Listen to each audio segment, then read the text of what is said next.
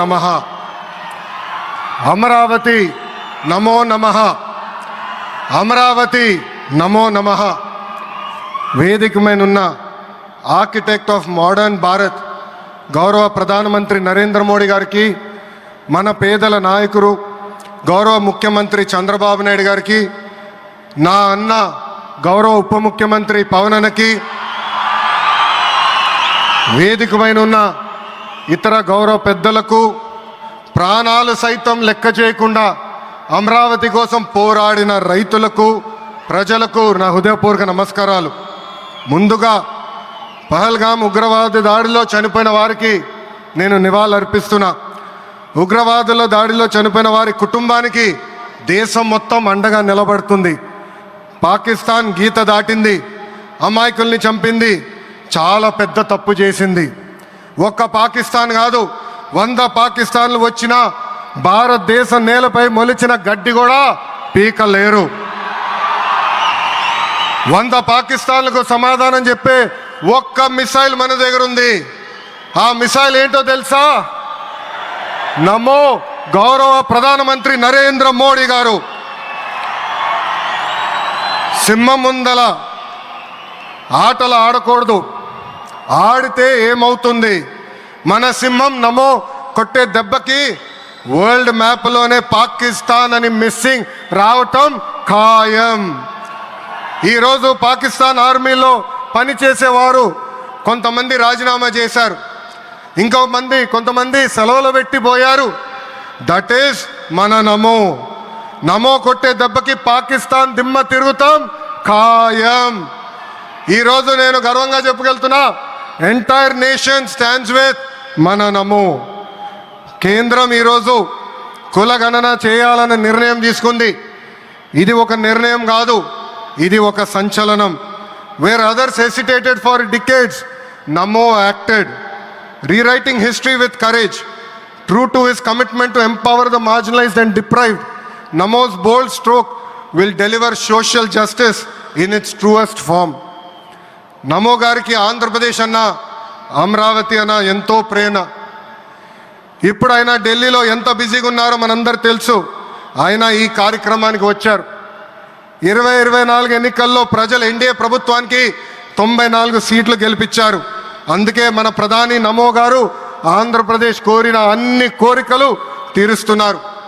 మొన్నే విశాఖపట్నానికి వచ్చి railway zone, NTPC green project, Nakkapalli bulk drug పార్క్కి నిధులు కేటాయించారు.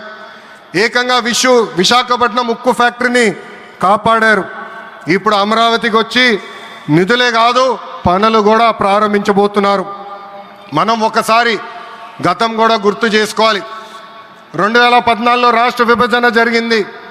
కట్టుబట్టలతో మెడబట్టి మన బయటికి గెంటేశారు. ఎక్కడి నుంచి పరిపాలించాలో తెలియని పరిస్థితి.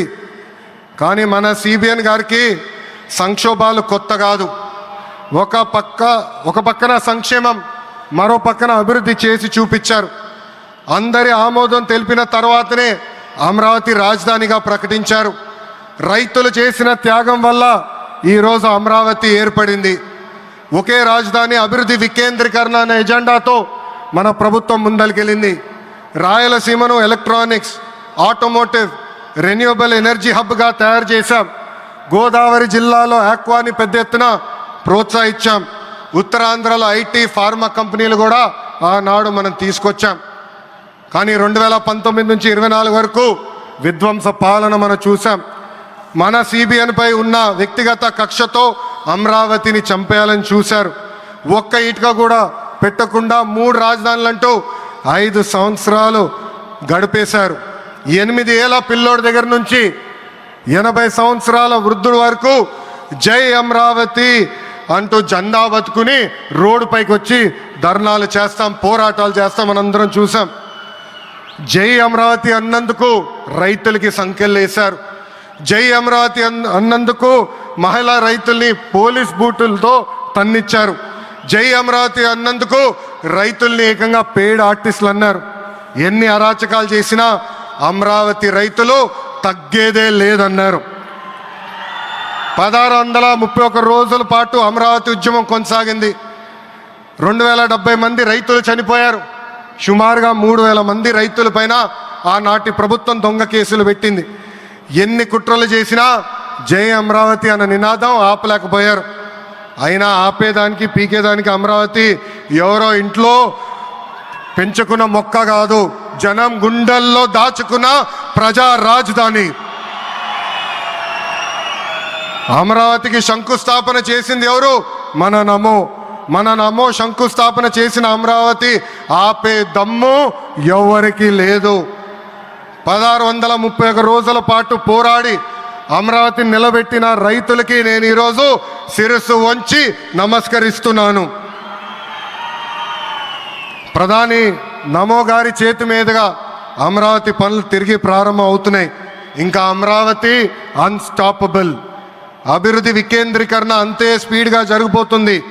Polavaram, Visakha steel plant, Bhogapuram airport, Prakasam జిల్లాలో CBG plant, Kurnool high court bench, ఇలా అన్ని కార్యక్రమాలు జెట్ స్పీడ్తో జరుగుతాయి. ప్రజాప్రభుత్వం ఏర్పడిన 10 నెలల్లోనే 8 లక్షల కోట్ల పెట్టుబడితో వాటి ద్వారా 5 లక్షల మందికి ఉద్యోగాల అవకాశాలు కల్పించడానికి అనేక నిర్ణయాలు మేము తీసుకున్నాం, ఒప్పందాలు కుదిరించుకున్నాం. అంతేకాదు 16,347 పోస్టులతో మెగా డిఎస్సి నోటిఫికేషన్ కూడా ఇచ్చాం. 5 ఏళ్ళలో ప్రైవేట్ రంగంలో 20 లక్షల ఉద్యోగాలు కల్పించాలని ఒకే ఒక లక్ష్యంతో ఈ ప్రజాప్రభుత్వం పనిచేస్తుంది. ఆంధ్రప్రదేశ్లో ఇప్పుడు డబుల్ ఇంజిన్ సర్కార్ ఉంది. 2 పవర్ఫుల్ ఇంజిన్లు. ఒక పక్కన మన నమో, మరో పక్కన మన సిబిఎన్ గారు. అభివృద్ధి సంక్షేమం అనేది జోడెద్దుల బండి. ఎన్ని ఇబ్బందులు ఉన్నా సంక్షేమ కార్యక్రమాలు అమలు చేస్తూ అభివృద్ధి పరుగులు పెట్టిస్తున్నారు మన సిబిఎన్, మన పవన్ అన్న. ఇంకా మనకి తిరిగే లేదు. ఇది తెలుపుకుంటూ గౌరవ ముఖ్యమంత్రి గారు ఎప్పుడూ మన పైన ప్రేమ చూపిస్తూనే ఉన్నారు. మన అడిగిన అన్ని కోరికలు తీర్చుకుంటూనే వస్తున్నారు. నాకు తెలిసినంతవరకు ఏ రాష్ట్రాన్ని కూడా గౌరవ ప్రధానమంత్రి గారు ఇన్నిసార్లు వెళ్ళింది లేదు. దానికి నేను హృదయపూర్వక ధన్యవాదాలు తెలుపుకుంటూ జై అమరావతి, జై అమరావతి, జై అమరావతి, జై ఆంధ్రప్రదేశ్, జై ఆంధ్రప్రదేశ్, జై ఆంధ్రప్రదేశ్.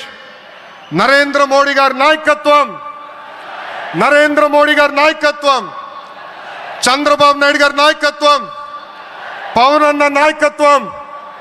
జై హింద్.